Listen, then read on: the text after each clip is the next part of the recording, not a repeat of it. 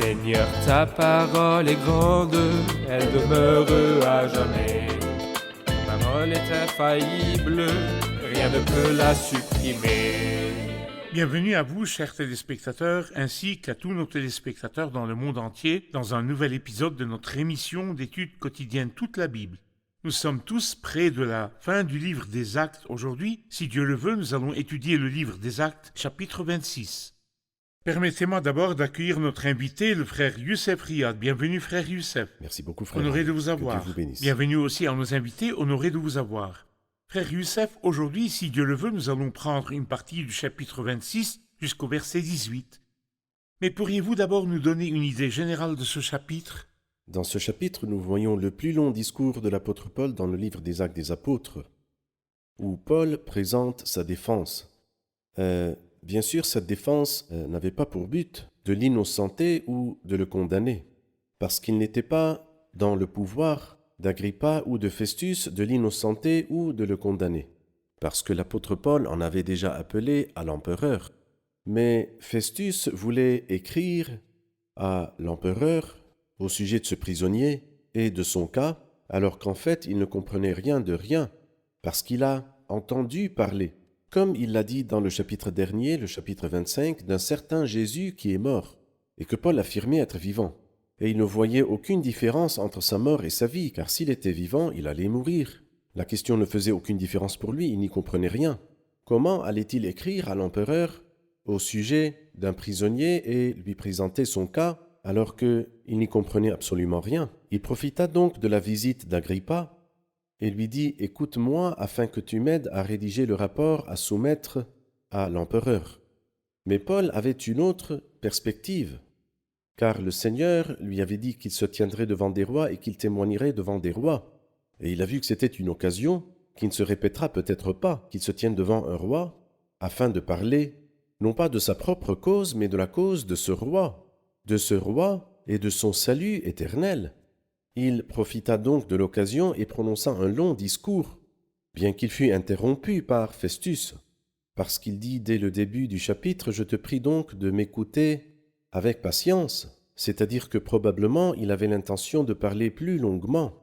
Mais Festus l'a interrompu en disant ces paroles « Paul, tu es fou, car ton grand savoir te fait déraisonner. » Et encore une fois, l'apôtre Paul parle de l'expérience de sa conversion, qui est enregistrée pour la 3e fois dans le livre des Actes. L'historien divin en parle dans le chapitre 9, et l'apôtre Paul en parle dans le chapitre 22. Et ensuite, il en parle à nouveau au chapitre 26. Et dans toute la Bible sainte, cette histoire intéressante, merveilleuse, est racontée 7 fois. Si nous y ajoutons 1 Corinthiens chapitre 15 et Galates chapitre 1 et Philippiens chapitre 3 et 1 Timothée chapitre 1. Mais en principe, nous ne sommes pas dans un procès. Non, Il n'est pas possible maintenant de rendre un verdict qu'il s'agisse d'innocence ou de condamnation, Non. parce que la cause a été portée devant l'empereur. Je vais lire les versets de 1 à 18. allez-y. Chapitre 26. Agrippa dit à Paul, « Il t'est permis de parler pour ta défense. » Paul tendit la main et plaida sa cause ainsi. « Je m'estime heureux, roi Agrippa, d'avoir aujourd'hui à me défendre devant toi de toutes les accusations portées contre moi par des Juifs, car tu connais parfaitement leurs coutumes et leurs discussions. Je te prie donc de m'écouter avec patience. Comment je me suis comporté dès ma jeunesse, tous les Juifs le savent, puisque j'ai vécu dès le début au milieu de mon peuple à Jérusalem. Me connaissant depuis longtemps, ils savent, s'ils veulent bien en témoigner, que j'ai vécu en pharisien selon le parti le plus strict de notre religion. Et maintenant je suis traduit en justice parce que j'espère en la promesse que Dieu a faite à nos ancêtres. Cette promesse, nos 12 tribus espèrent en obtenir l'accomplissement en rendant nuit et jour avec ardeur un culte à Dieu. Et c'est à cause de cette espérance, roi, que je suis accusé par des Juifs. Pourquoi donc vous semble-t-il incroyable que Dieu ressuscite des morts? Pour ma part, j'avais cru devoir agir vigoureusement contre le nom de Jésus de Nazareth. C'est ce que j'ai fait à Jérusalem. J'ai jeté en prison beaucoup de chrétiens, car j'en avais reçu le pouvoir des chefs des prêtres. Et quand on les condamnait à mort, je votais contre eux. Dans toutes les synagogues, je les ai souvent fait punir et je les forçais à blasphémer. Dans l'excès de ma fureur contre eux, je les ai même persécutés jusque dans les villes étrangères. C'est ainsi que je me suis rendu à Damas avec les pleins pouvoirs et un mandat des chefs des prêtres. Vers le milieu du jour, roi, alors que j'étais en chemin, j'ai vu resplendir autour de moi et de mes compagnons de route une lumière venant du ciel plus éblouissante que le soleil. Nous sommes tous tombés par terre et j'ai entendu une voix qui me disait en langue hébraïque « Saul, Saul, pourquoi me persécutes-tu? Il te serait dur de te rebeller contre les aiguillons. » J'ai répondu « Qui es-tu, Seigneur ?» Et le Seigneur a dit « Je suis Jésus, celui que tu persécutes. Mais lève-toi et tiens-toi debout, car je te suis apparu pour faire de toi le serviteur et le témoin de ce que tu as vu et de ce que je te montrerai. Je t'ai choisi du milieu de ce peuple et des non-juifs vers qui je t'envoie. Je t'envoie leur ouvrir les yeux pour qu'ils passent des ténèbres à la lumière et de la puissance de Satan à Dieu, pour qu'ils reçoivent par la foi en moi le pardon des péchés et une part d'héritage avec les saints. Amen. Frère Youssef, au verset 3, Agrippa dit « Car tu connais parfaitement les coutumes et les discussions des Juifs. » Agrippa était-il au courant de toutes les coutumes et discussions des Juifs? Probablement oui, parce que son grand-père était Hérode le Grand. Bien que d'origine édomite, il s'était converti au judaïsme. Et il semble que cet Agrippa-là ait grandi dans une atmosphère juive. Et très probablement aussi, Paul en a eu assez des gouverneurs qui le jugeaient alors qu'il ne comprenait pas les enjeux. Félix connaissait certaines choses, il avait quelques connaissances, comme nous l'avons dit en son temps. Mais Félix était une personne corrompue qui ne s'intéressait qu'à l'argent. Donc il ne se souciait pas de l'histoire de l'apparition de Dieu à Paul et de ce qu'il y avait de l'espérance pour la nation depuis longtemps. Quant à Festus, il ne savait absolument rien de rien parce qu'en fait, il était un homme de culture grecque. Et en réalité, les questions religieuses, en général, ne lui disaient rien. Mais le roi Agrippa, en revanche, était un homme juif et il était bien informé. Et nous concluons de ce qu'a dit le roi Agrippa dans le chapitre précédent qu'il avait une certaine connaissance du christianisme. En effet, lorsqu'il lui a dit que Paul, parlera avec lui, il était très heureux parce qu'il voulait entendre l'apôtre Paul. Il était curieux de savoir quel était ce nouvel enseignement, quelle était cette nouvelle voie, ou ce que les chrétiens enseignaient. La renommée de l'apôtre Paul semble avoir atteint le roi Agrippa avant qu'il ne le rencontre. Je voudrais poser une question, frère Youssef. Maintenant, tous les discours et les commentaires, ils voulaient entendre ce que Paul disait comme si le discours était nouveau et n'avait pas été dit par le Christ auparavant. Bien que la conduite du Christ, sa personnalité et son enseignement aient atteint, je pense, les oreilles de l'autorité romaine. Y avait-il une différence entre ce que Paul disait et ce que le Christ disait? Eh bien, pas du tout, mais il semble que le Christ, pour la raison qu'il n'est pas sorti du cercle de la terre sainte, la terre d'Israël ou la terre de Palestine, il semble que sa renommée n'est pas arrivée au-delà des frontières. Mais lorsque le Saint-Esprit est venu et que le Christ a envoyé ses disciples dans le monde entier, la renommée a commencé à se répandre, et tout le monde, de près ou de loin, a commencé à en entendre parler. Et en effet, avant que l'ère apostolique ne se termine, le monde entier avait entendu la bonne nouvelle de l'Évangile. C'est ainsi qu'elle est parvenue à Agrippa. Et il avait une sorte de curiosité, il voulait connaître exactement ce nouvel enseignement. Il voulait vraiment l'entendre. Parfait. Nous allons faire une pause puis prendre la question du public. Je vous retrouve après la pause. Ne quittez pas.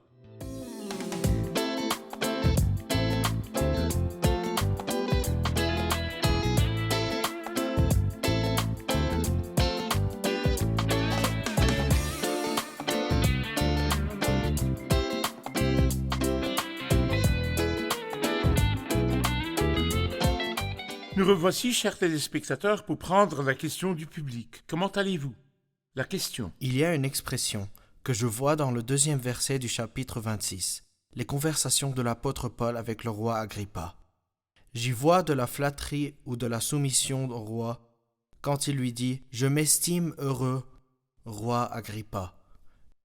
Une question. Oui, comment Paul peut-il dire d'Agrippa « Je m'estime heureux de me tenir devant toi ». Il connaît la nature d'Agrippa, il connaît son passé, son histoire. N'est-ce pas de la flatterie? Non, ce n'est pas du tout de la flatterie. Mais Paul était vraiment heureux en lui-même. Et du fait de se tenir devant le roi Agrippa, il y avait une autre source de bonheur, c'est qu'il parlera à un homme, et le Seigneur l'avait déjà chargé de faire cela. Alors il était ravi d'avoir l'occasion de parler devant les rois et de leur présenter le christianisme, à tel point que Agrippa, à la fin du discours, lui dit « Tu vas bientôt me persuader de devenir chrétien ». C'est-à-dire que l'apôtre Paul n'était pas flatteur, mais il présentait l'Évangile en toute sincérité. Lorsque Festus lui dit « Tu es fou », il répondit « Non, très excellent Festus, ce sont des paroles de vérité et de bon sens que je prononce ». Il avait en fait l'intention de sauver le roi, et il s'estimait réellement heureux parce qu'il était vraiment, malgré les chaînes à ses mains, il était heureux, il était joyeux, parce qu'il était rempli, dans ce chapitre nous lisons qu'il était rempli du Saint-Esprit. La raison du bonheur de Paul n'était pas de se tenir devant Agrippa, n'était pas d'avoir l'honneur de le rencontrer, mais il a peut-être saisi une nouvelle occasion de présenter la Bible devant cette personne. Exactement, il était heureux en lui-même parce qu'il était rempli du Saint-Esprit. Ensuite, la situation que Dieu a arrangée pour lui a augmenté de son bonheur, parce qu'il allait parler à des personnes que la Bible ou la parole de Dieu n'aurait pas pu atteindre sans cette occasion qui était très heureuse pour Paul. Paul, en parlant de son passé, dit au verset 4 « Comment je me suis comporté dès ma jeunesse, tous les Juifs le savent, puisque j'ai vécu dès le début au milieu de mon peuple, à Jérusalem. Me connaissant depuis longtemps, ils savent, s'ils veulent bien en témoigner, que j'ai vécu en pharisien selon le parti le plus strict de notre religion. Parlez-nous de l'éducation de Paul et de son mode de vie pharisien très strict. » L'apôtre Paul a été élevé dans une famille qui était conservatrice. Et l'apôtre Paul parle de cela dans le chapitre 3 de l'Épître aux Philippiens et il énumère 7 des privilèges que l'on trouve rarement chez un juif. Il était tout d'abord de la tribu de Benjamin, il était issu du peuple d'Israël et il était hébreu, né d'hébreu, c'est-à-dire qu'il parlait la langue hébraïque. Il était circoncis le 8e jour. Ajoutons à tout cela le zèle qu'il a et son attachement aux traditions et aux enseignements. Alors son éducation, eh bien, je peux considérer que tout le monde n'a pas eu une telle éducation, qui, aux yeux des Juifs, était privilégiée et différente du reste des Juifs dans le monde, parce qu'il a grandi dans un environnement conservateur. Si je peux l'appeler dans le langage d'aujourd'hui, les salafistes ou bien les fondamentalistes, qui sont absolument attachés aux enseignements religieux, sans négliger le moindre détail, que ce soit petit ou que ce soit grand. Alors l'apôtre Paul, de ce point de vue, a eu une éducation différente du reste des Juifs. Mais comme il nous le dit dans Philippiens chapitre 3, ces qualités qui étaient pour moi des gains, je les ai regardées comme une perte à cause du Christ. Quand il a vu le Christ, et quand il a vu la justice qu'il obtiendra par la foi en Christ, il a découvert que les œuvres de justice liées à la loi auxquelles il tenait étaient comme des déchets et des ordures.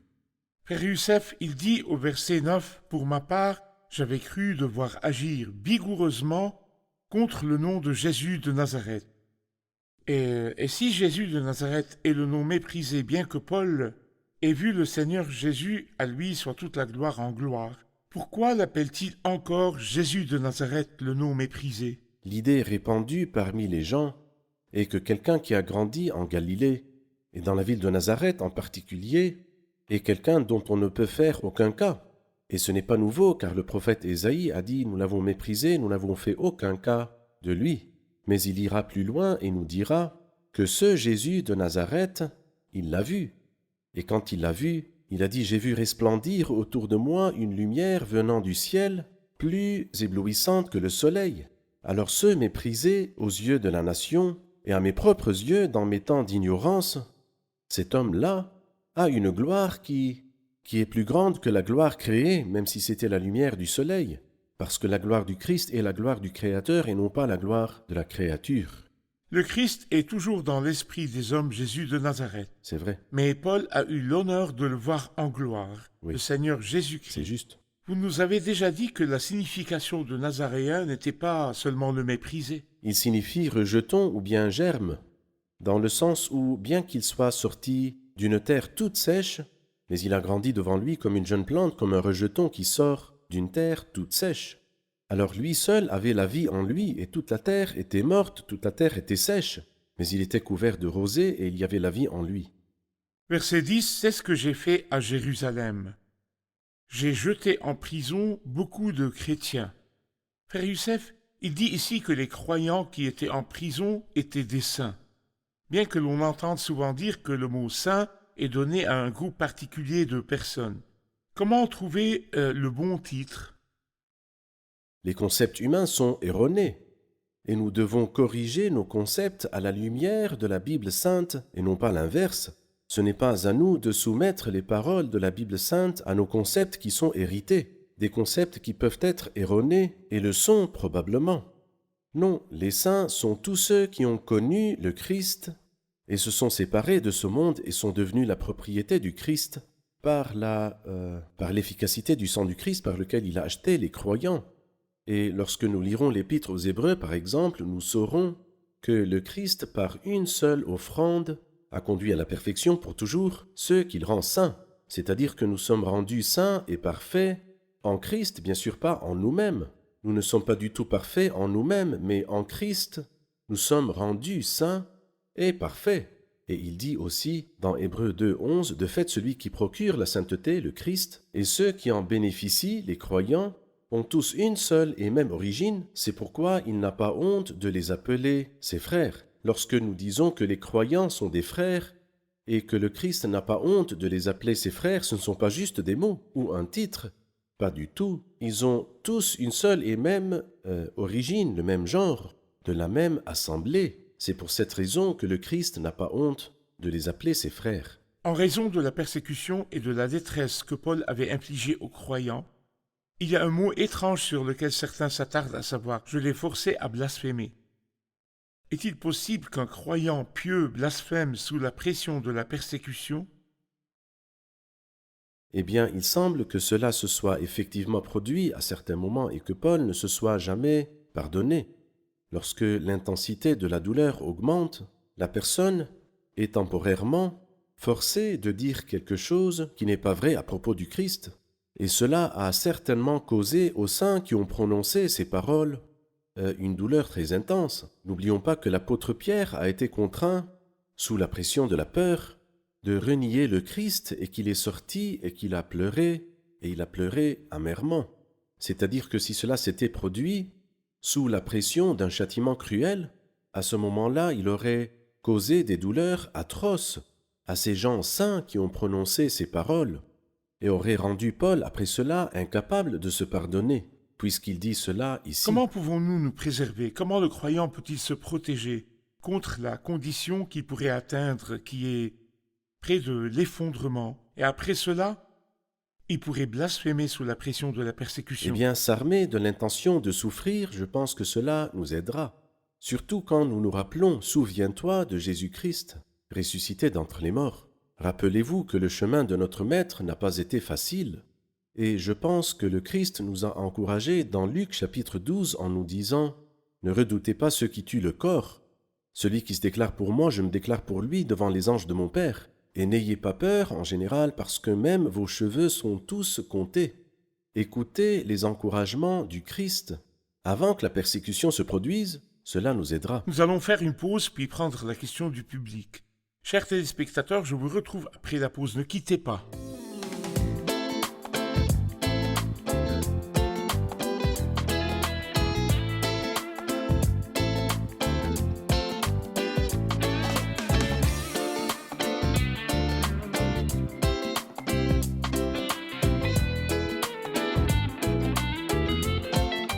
Nous revoici, chers téléspectateurs, pour prendre la question du public. La question du public. J'ai une question. Pourquoi Paul a-t-il raconté l'expérience de sa conversion à 2 reprises? Pourquoi Paul a-t-il raconté l'expérience de sa conversion à 2 reprises? En fait, l'apôtre Paul a été profondément affecté par ce qui s'est passé. D'abord, il s'est senti très reconnaissant envers le Seigneur, parce que le Seigneur aurait pu le laisser dans son aveuglement. Ça aurait été un grand désastre, ou bien l'écraser, en le considérant comme un vil ver qui est sans valeur. Qui était ce pauvre Paul devant ce grand Dieu? Il aurait pu très bien l'écraser, mais Dieu n'a pas fait cela. Donc le fait que Dieu se soit occupé de lui et lui est apparu d'une manière particulière et l'ait choisi comme serviteur et témoin, eh bien cela a profondément touché Paul. Ensuite, le changement surprenant, le changement le plus merveilleux qui s'est peut-être produit tout au long de l'histoire, dès le début de la création et jusqu'à sa fin, de quelqu'un qui fut le premier des pécheurs jusqu'à ce qu'il devienne le plus grand des apôtres. Ce changement, comme si le Seigneur lui dit « J'ai fait de toi un modèle, j'ai fait de toi un modèle. Je veux que les gens sachent ce que je peux faire. » Donc il se réjouissait de dire devant les Juifs et de dire devant les nations « J'étais et je suis devenu. » Et peut-être suscitera-t-il en eux une sainte jalousie et qu'ils deviennent comme lui. Et aussi la grandeur de la bienveillance de Dieu à son égard alors qu'il lui était hostile et adversaire. Pourquoi y avait-il en lui des empreintes C'est vrai, qu'il ne pourrait jamais l'oublier? c'est vrai. Moi je vais t'insulter et toi tu viens me faire du bien. Il était très facile pour le Seigneur de l'écraser, mais le Seigneur ne l'a pas fait. Frère Youssef, si nous revenons au verset 6, « Et maintenant je suis traduit en justice parce que j'espère en la promesse que Dieu a faite à nos ancêtres. Cette promesse, nous 12 tribus espèrent en obtenir l'accomplissement en rendant nuit et jour avec ardeur un culte à Dieu. Et c'est à cause de cette espérance, roi, que je suis accusé par des Juifs. Quelle est la promesse faite aux ancêtres, à cause de laquelle Paul est traduit en justice? La promesse de la venue du Messie, c'est l'attente de tout le peuple juif. Et l'apôtre Paul était tellement frustré que lorsque Dieu a accompli cette promesse, que toutes les 12 tribus espéraient en obtenir l'accomplissement en rendant nuit et jour avec ardeur un culte à Dieu. Malheureusement, quand le Messie est venu, il a été rejeté et crucifié, mais ça ne s'est pas arrêté à sa crucifixion et son ensevelissement. Mais pourquoi donc vous semble-t-il incroyable que Dieu ressuscite des morts? Quand le Messie est venu, il a été rejeté et crucifié. Et après sa crucifixion et sa mort, Dieu l'a ressuscité. Et l'apôtre Paul ne voit rien d'étrange dans cela, parce que Dieu est réellement capable de ressusciter les morts, et parce que cela est enregistré dans les prophéties de l'Ancien Testament qui sont entre leurs mains. Pourquoi donc, hommes si intelligents, rejetez-vous la foi en ce Messie, en ce grand Messie? Verset 8, « Pourquoi donc vous semble-t-il incroyable que Dieu ressuscite des morts?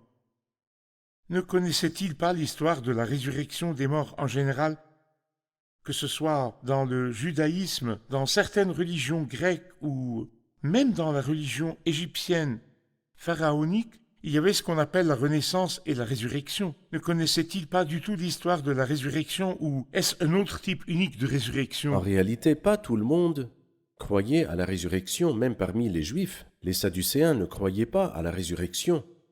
Mais les Juifs qui sont pieux savaient très bien que Dieu est le Dieu de la résurrection. Et lorsque le Seigneur a dit à Marthe, « Ton frère ressuscitera », elle répondit, « Je sais qu'il ressuscitera lors de la résurrection le dernier jour. » Bien sûr, la lumière que nous avons dans le christianisme sur la résurrection est bien meilleure que celle du judaïsme. Mais les Juifs qui sont pieux croyaient bien sûr à la résurrection. Et lorsque le Seigneur a voulu réfuter l'opinion des Sadducéens qu'il n'y a pas de résurrection, il leur dit, « N'avez-vous pas lu ce que Dieu vous a dit? Je suis le Dieu d'Abraham, le Dieu d'Isaac, le Dieu de Jacob. Dieu est-il le Dieu des morts, qui étaient là et qui ne le sont plus, ou le Dieu des vivants? Car tous sont vivants pour lui. » C'est pourquoi, oui, ils avaient la foi. Mais quand le Christ est ressuscité d'entre les morts, ils ont trébuché. Et ici, Paul leur dit, « Pourquoi donc vous semble-t-il incroyable que Dieu ressuscite des morts ?» L'appel de Dieu à Paul lorsqu'il l'a rencontré sur le chemin de Damas, il lui dit au verset 16, « Mais lève-toi et tiens-toi debout, car je te suis apparu pour faire de toi le serviteur et le témoin de ce que tu as vu et de ce que je te montrerai. » C'est clair jusqu'ici, mais Oui. ensuite, il lui parle de l'avenir. « Je t'ai choisi du milieu de ce peuple et des non-juifs vers qui je t'envoie. Je t'envoie à leur ouvrir les yeux pour qu'ils passent des ténèbres à la lumière et de la puissance de Satan à Dieu, pour qu'ils reçoivent par la foi en moi le pardon des péchés et une part d'héritage avec les saints. » Comment ces versets résument-ils l'histoire du ministère de Paul depuis le premier jour de sa conversion jusqu'au dernier jour? Eh bien, je vois dans les paroles de Jésus, dans le verset 18 et le verset 19, ce que je peux appeler le triple effet de l'Évangile et le double résultat. en ce qui concerne le triple effet, leur ouvrir les yeux. Et cela signifie que les gens naissent aveugles par nature, leur ouvrir les yeux pour qu'ils passent des ténèbres à la lumière. Parce qu'en vérité, l'homme naît dans un monde obscur, ceux qui se trouvaient dans la terre de l'ombre de la mort, dans le pays de l'ombre de la mort. Donc les gens sont par nature dans un pays de ténèbres. Et le troisième effet, de la puissance de Satan à Dieu. Ceci est le triple effet. Leur ouvrir les yeux, qu'ils passent des ténèbres à la lumière, et de la puissance de Satan à Dieu. Si je mets ces trois ensemble, je peux les assimiler à un aveugle dans une pièce noire, et il y a aussi quelqu'un qui lui bande les yeux. Alors dites donc, est-ce que cet homme est capable, ou y a-t-il un espoir qu'il voit? Il est aveugle, quelqu'un lui bande les yeux qui ne voit pas, et il est dans une pièce noire. Mais alors le double résultat de l'évangile est négatif et positif. Négatif, ils reçoivent par la foi en moi le pardon des péchés. Tous les péchés sont pardonnés lorsque le croyant vient au Christ. Ensuite, positif, et une part d'héritage avec les saints, une part céleste avec les saints. Je vous remercie, frère Que Dieu Youssef. vous bénisse. L'étude est très belle et nous sommes impatients de connaître la suite du chapitre. Nous le saurons dans le prochain épisode. Allons revoir l'épisode avec les invités. Lorsque Paul s'est présenté devant Agrippa et lui a dit « Je m'estime heureux », était-ce une sorte de flatterie pour lui plaire? Non, ce n'était pas une sorte de flatterie, au contraire, il était vraiment heureux de pouvoir partager la bonne nouvelle de l'Évangile avec Agrippa. Il était vraiment heureux. C'était des paroles sincères, pas des flatteries. Quelle est la promesse faite aux ancêtres à cause de laquelle Paul est traduit en justice devant Agrippa? La promesse est la venue du Messie. Les 12 tribus s'attendaient à ce que le Christ vienne chez elles, mais lorsqu'il est venu chez elles l'ont rejeté, tué et crucifié. En plus, lorsqu'il ressuscita, elles l'ont rejeté. Et c'est ce qui a attristé Paul, car ces gens étaient déterminés à rejeter le Christ. Pourquoi Paul raconte-t-il pour la deuxième fois son expérience de conversion? En fait, il était facile pour le Seigneur d'écraser Paul à cause de sa persécution. Mais il lui apparut et il lui dit « Je ferai de toi le serviteur et le témoin de ce que tu as vu ». Alors, Paul cherchait des occasions de témoigner du Seigneur Jésus, une fois, puis une deuxième fois. En particulier, la dernière fois devant le roi Agrippa, c'était une grande assemblée avec un grand public. Il a trouvé que c'était une grande opportunité et une occasion pour témoigner du Seigneur Jésus. Que Dieu vous bénisse. Merci beaucoup, frère Youssef. Que le Seigneur vous bénisse. Je vous retrouve dans le prochain épisode. Que le Seigneur soit avec vous.